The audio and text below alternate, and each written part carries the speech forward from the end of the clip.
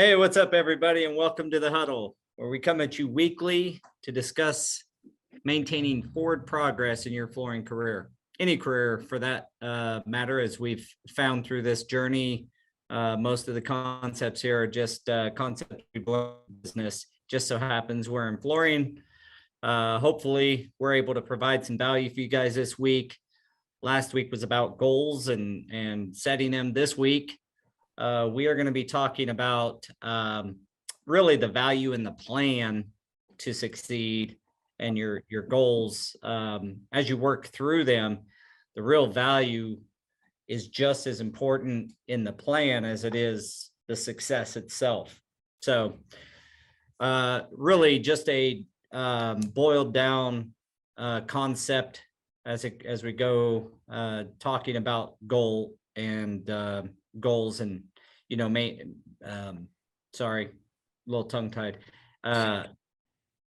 achieving those goals. So, we talked about writing them down and all of that. So creating a plan is kind of the next step for any goal. And I'm not going to go through, I'm sure we'll touch on some ways that each one of us plan, but I just wanted to bring up that the real value, as I talked about last week, and you guys discussed as well, that failure should not be looked at as just this big negative thing. That's where we learn. That's how we adjust and kind of get on course. They say a missile on a way, like a laser guided missile on a way to its target is off course about 80% of the time. It's always off course and correcting as it goes, right? Wind blows it and it comes back, and it's always failing, and it fails its way all the way to that target. And that's how we have to be. We have to believe that as long as we're moving towards that goal, as we hit failures, we just readjust and come back into keeping that target or that goal in our sights. So I'll give you an example. I've been working on a large national account deal, and I did we're working on a coating to be chemical resistant and different things. So we've worked with many different coating products, and each one of them have failed in some manner and just guided us to either the next product, or, for example, I read some results or looked at some results from a 24-hour test, and one of the main products or chemicals we have to test against is acid. Well, with 24 hours of this coating being down and 24 hours of dwell time with the harsh chemical of acid, it has failed. The coating failed. So we would expect some level of that failure, and that's going to tell us what's next. And so what I'm saying is, don't look at it as a negative thing. And that's kind of what this is about, making your plan, but realizing that when you get off course, if you just understand that that's not failure, that's just telling you to adjust and get back on track to that target. So I know I've got a lot of that's happened in my life and happens daily. I kind of accept failure as just a tool. That's where I gain my tools and my toolbox to attack different scenarios in business or in installation or whatever it may be. So what's your guys' thoughts on that? I know it's kind of a continuation of last week, but I didn't want to completely abandon goals. They seem to be, like the paramount thing that we should all do. Right. I totally agree. With us being co-owners, and we're constantly coming up with ideas, him more than me, right? But a lot of the time it's like, that's a dumb idea. And then a lot of the times it's like, you know what, we're just gonna do it your way. And then when it comes down to it, it's never like an I told you so, or I told you this wasn't gonna work. It's like, we tried. Let's do something else now. And just to go back on that too, like, preferred flooring is my third time trying to do a flooring business, installation business per se, but it was everything that we learned from day one, from the first attempt to the second attempt, from the first partnership, separating from that gentleman, going on my own, trying to go the women business enterprise route. That didn't work out.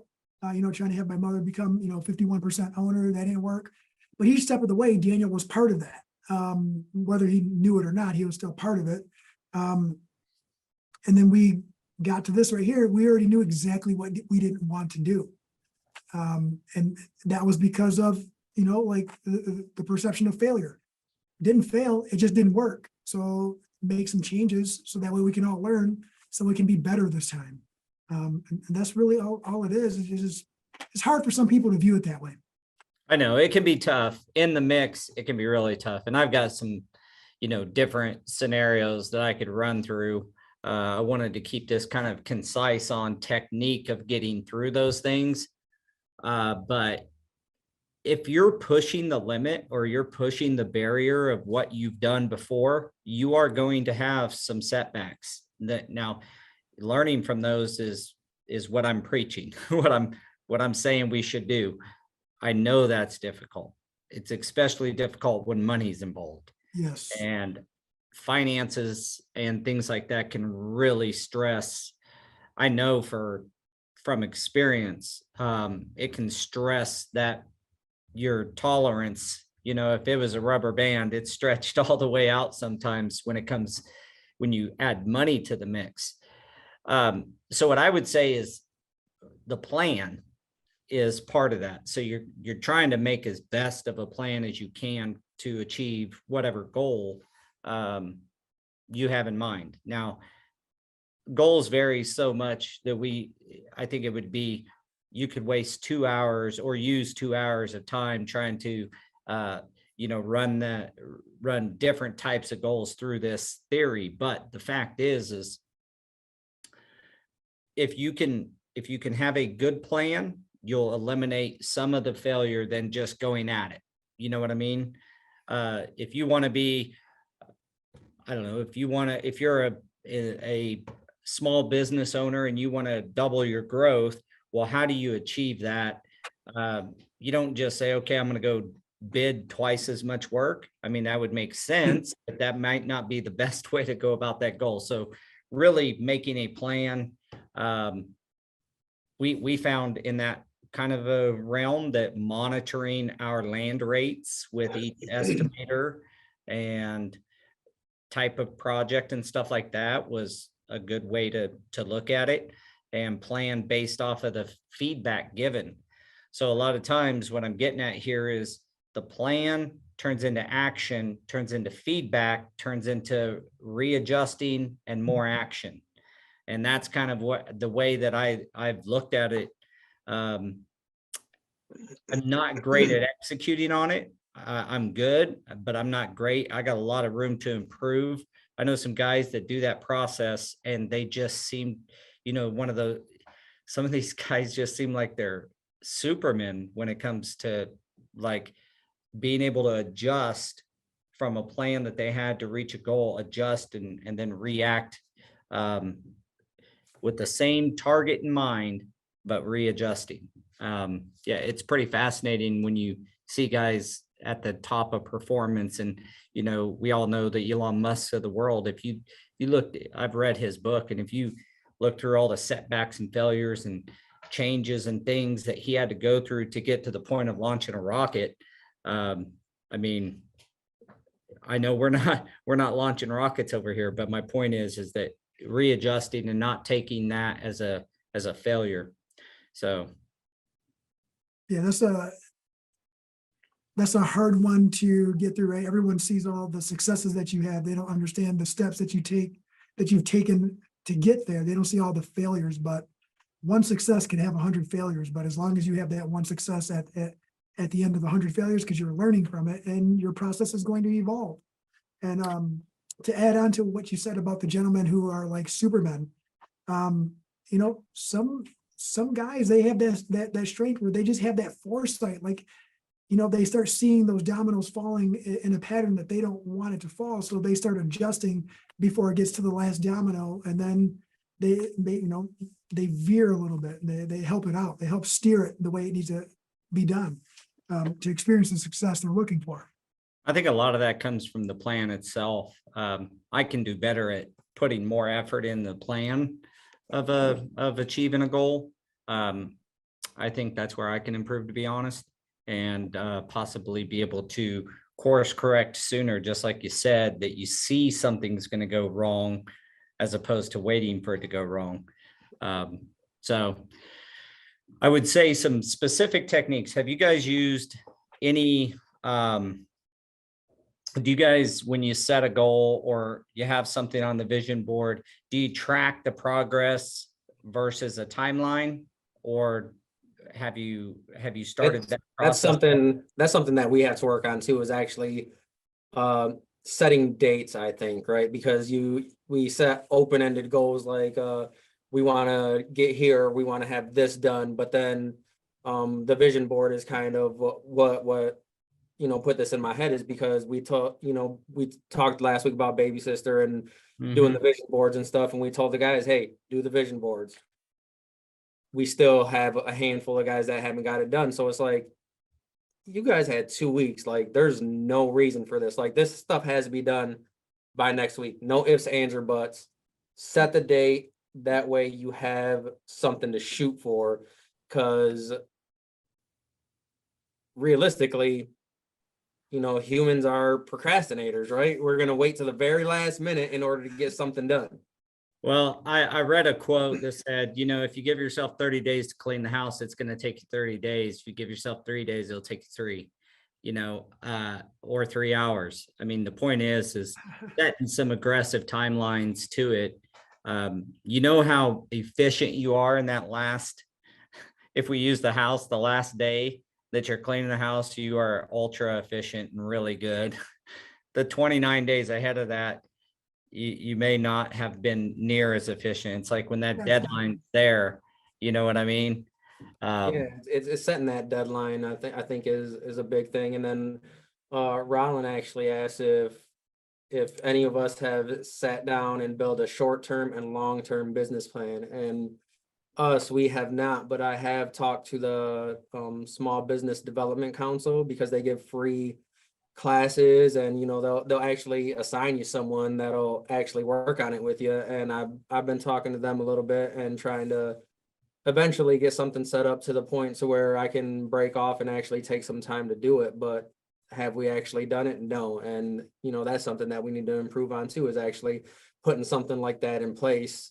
Coming from how small we were to where we're at now, we never really thought that we would need one. But then the bigger you get, the more you realize, like, man, it would have been way easier if we would have did this like 5 years ago, when it was just a handful of people. And we actually, you don't think about it, right? Because we were in the field all the time, and it's like, but really we had more time back then than we actually do right now.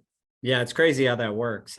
We kind of touch on that. I can't remember which huddle it was, but we kind of touch on that same thing, where doing it early, whether you're just getting started, get a bank account, get an entity set up, doing those things early will come out, you'll come out ahead. And it's similar to that.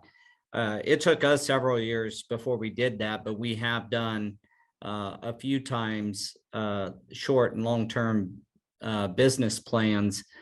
The short term is always a breakdown of the long term. It's like the kind of plan within a plan is the way we've done it in the past. Again, sometimes we don't hit those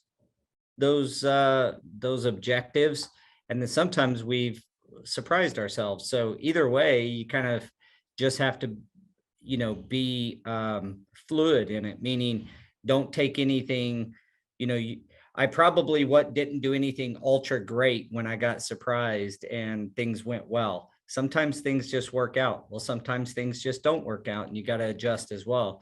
But, so the answer is, yeah, we have on our side done short-term and long-term business planning.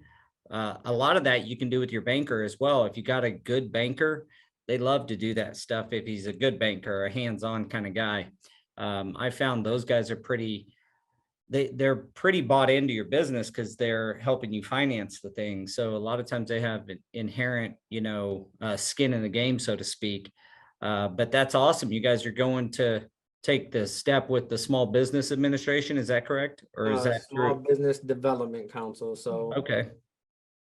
we got introduced to them through the local chamber, and then when we started looking at getting certified to become a minority business enterprise, it's something that I never even knew existed until I started looking into it. And it's like, man, these guys offer a bunch of stuff at no cost, and it's like, might have to take advantage of this sometime. You get into the right programs and the right groups, there's a lot of information at your disposal, a lot of help, right? But it's one of those things, they're not gonna grab your hand and walk you through it. They're gonna say, this is the direction you have to go. This is where your information is located. And Yeah, you got to take some initiative. yes, they'll bring you to water, but they're not gonna make you drink. Yeah. Well, I think a lot of times you bring up a good point that there's a lot of resources out there that we probably, it'd be helpful if you kind of understood what the chamber brings. I know the chamber is involved in a lot of that in different, different cities. So a good piece of advice might be to get with your local chamber and ask about small business resources and planning. Business planning gets really deep past goals, even because you start really planning on not just financially or size or whatever your goals are, but you're really getting down into the nitty gritty of how you're going to get there and what your assets are from a financing standpoint, and if those all align for you to actually be able to hit that goal or make that business plan a reality. So it's a good exercise. I would just reiterate that the importance of like being okay with not hitting that. It's always a touchy subject because you want people to go at their goals aggressively, but at the same time, not be deflated if you don't hit those. And I know I keep harping on that, but I've personally been affected in the past where you have this goal, you really think you're going to hit it, and then things don't happen the way you want them to, and it can be deflating. I just want to encourage people just to kind of strap up your boots and realize that that's a possibility. And when it does happen, don't let it deflate you. Just realize that that's course correction and to get back on the right course. Right. And I think a lot of this has to do with like, we're talking about the chamber and stuff like that. And a lot of this kind of came our way because a friend of mine that I went to high school with reached out, and his dad was vice president of one of the larger construction companies over here at the time. And he was like, hey, are you a part of the Minority Contractors Association? And I was like, I have no idea. And then he got into how it's part of the chamber and how, they got this going on. And then it's like, it's the information, right? And then you have to be vulnerable to actually realize, all right, I have a goal, but I don't know how to get there. I can actually have resources at my, fingertips to ask questions. So I can say, hey, I'm kind of stuck right here. It's not even, can you help me? It's, do you know anyone that can help me? Because their network is so vast that they know everyone in the area. And they're like, they're quick to put out a name. Boom, this person will be able to help you out. Boom, this person will be able to help you out. And we talk about networking all the time, and usually we're talking about, going to the conventions and stuff, but this is a great local networking type of thing to where they do, man, they can kind of put your goals into smaller chunks, like, and things that you never really thought about. So they'll take it and be like, well, have you tried this? And it's like, man, I never even thought of that. And then that's all you need to get going. Yeah. Connect the dots for you, man. They help you connect the dots. Well, and getting you in touch with other people that you can communicate with, the old saying, your network is your net worth. And it has to do with surrounding yourself with people with like mindset and surrounding yourself with people who are goal oriented, and being able to utilize other people's wisdom. I do a lot of quotes here, but I heard a quote that a smart man learns from his own mistakes and a wise man learns from others. So, you know, if you can kind of get to know other people that can help you see some of those pitfalls in growing business, then that's a net plus. So that's what you get from the chamber, right? Yeah, and it's like a trickle effect, right? You start with your goal in mind, and then you meet other people and then bounce ideas off of them. And then that's where you start, going all over the place, right? And readjusting. And that's kind of what we've done. And then through the chamber, we've also joined our local builders exchange. And then through the builders exchange, there was a group of guys, two guys in there that just started a construction company. And it was like, I already met one of the guys at the gym when he worked for another one, but it was like, that got us talking. And I was just at lunch with them earlier today, and we're doing, projects for them now. And it's like a lot of this networking stuff and talking to people about your goals actually leads you to expanding that. Like, I never thought that doing this one class was going to lead us to, I think we've done 4 jobs for them this year. And they were pretty sizable jobs. Well, that's where you find synergies, right? That is when you're working next to people and you end up things just seem to work out. Those are synergies that, because you have similar goals or similar aspirations, and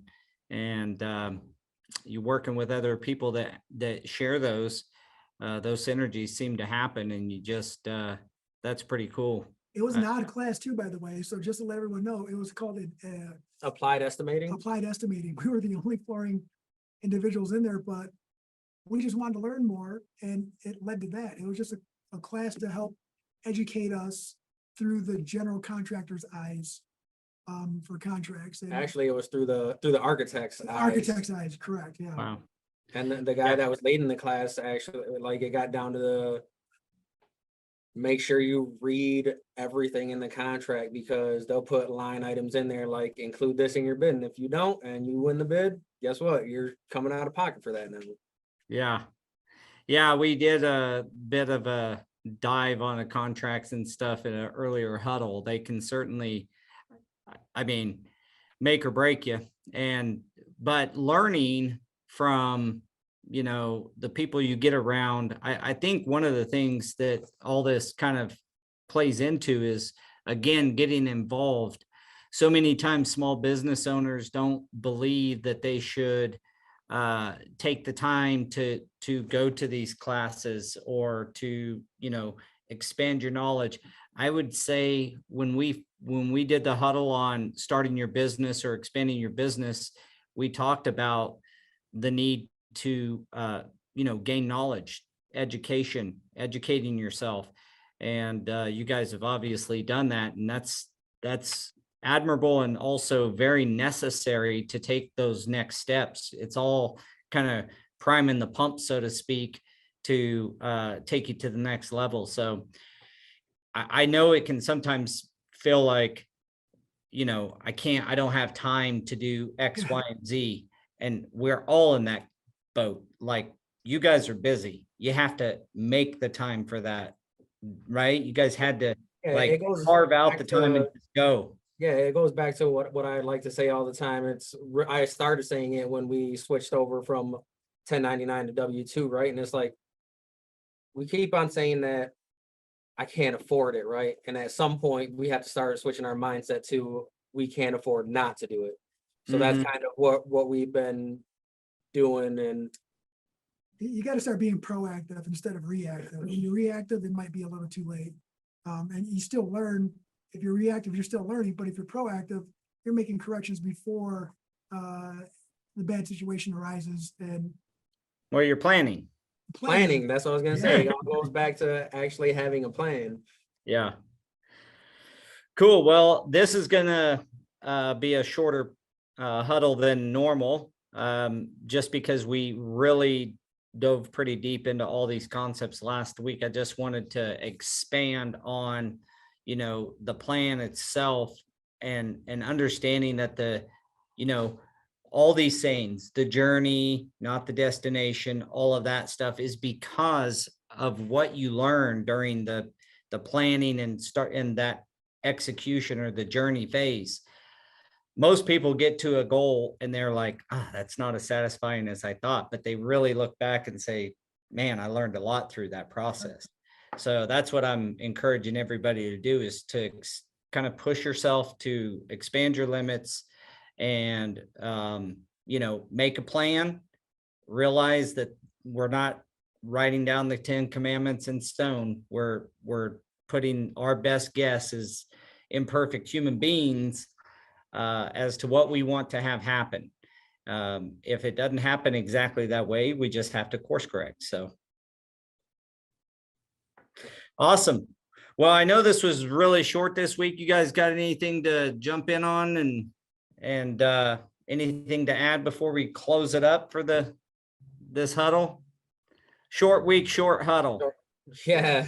Just, I would say to everybody, just understand that no matter what you're doing, if you're trying to grow, expand, or if you're trying to stay just an individual or with a couple of employees, just know that you're going to look back at what you've accomplished, and do yourself a favor. Make sure that you're proud of what you accomplished. Make sure that there is no regrets, right? Like, don't regret anything.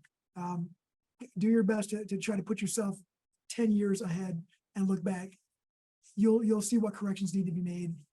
It'll give you a little bit more drive if you're not in a good spot right now, or if you want to be in a different spot. There are options. And I'll just say what I just said. It's you got to stop saying that you can't afford to do things and start realizing that you can't afford not to do them. Good pieces, guys. Good nuggets. I appreciate you guys this week, and we'll see you guys next week. And we're gonna work to publish what each week's huddle is gonna be on our website, so everybody kind of knows ahead of time what we'll be talking about. We're gonna set that up. We're trying to make things kind of flow, so we should have that up before next Tuesday, we're hoping. But otherwise, we'll continue to be on the huddle. You guys, anybody on, we certainly appreciate you joining us. And if you have any questions,